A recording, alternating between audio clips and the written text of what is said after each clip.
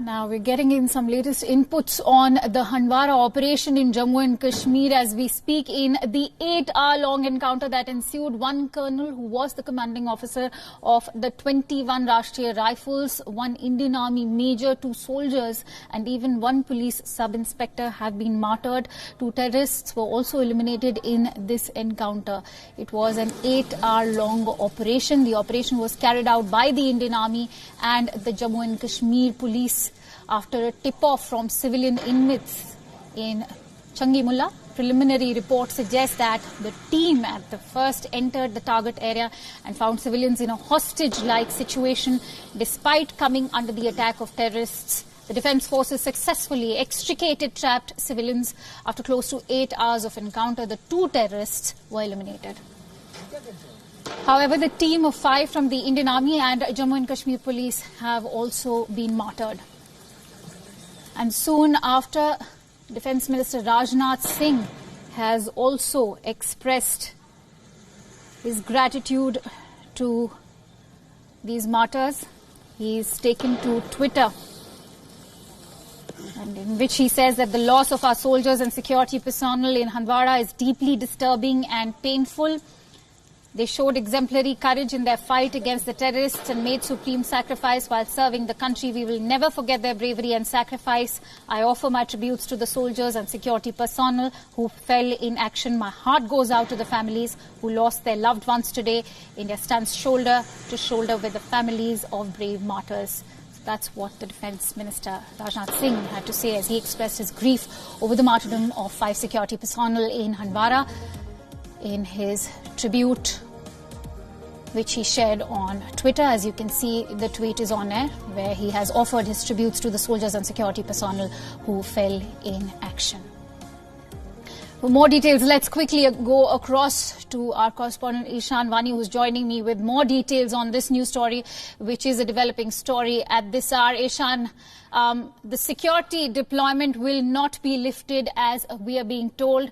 Does this indicate that the security forces have a tip-off about further movement of more terrorists being trapped out there?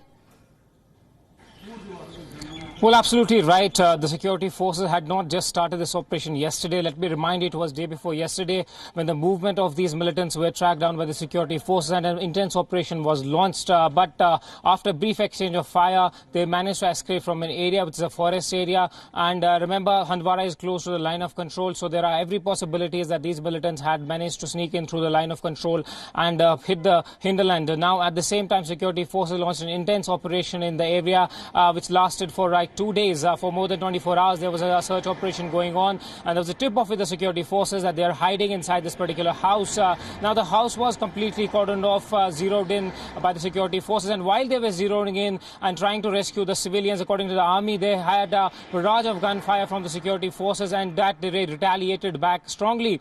But at the same time, there was a contact which was missing with the security forces, including 5, including this colonel, a major, 2 army men, and 1 assistant sub-inspector of the Jammu and Kashmir police. The police and army sources maintain that they have lost the contact, but these men were trying to go inside the house and trying to neutralize all these 2 militants who were there inside that particular residential area. Army tried to swiftly move in this operation, given the fact that the nature of the operation was in a residential house. They had to make sure that there are civilians who are evacuated. At the same time, the getting missing of 5 soldiers was something which was disheartening for the security forces, but they went on with the operation, tried to establish a contact with them. It failed completely for at least 6 hours, and then in the morning time today there was a final assault which was launched, and finally they neutralized 2 militants who were hiding inside that particular house. And later on, all the 5 bodies including a senior officer who was commanding 21 RR, who has also been decorated with Sena Medal earlier. Just last year he was decorated with the Sena Medal, and this year he has been killed in action while battling with the militants in part of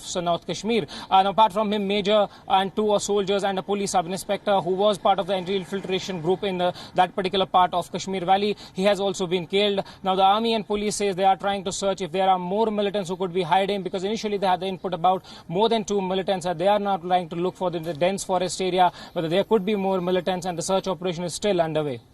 Right, indeed, a huge loss to the armed forces. But in terms of the 2 neutralized militants, what are you learning about their organizational affiliations?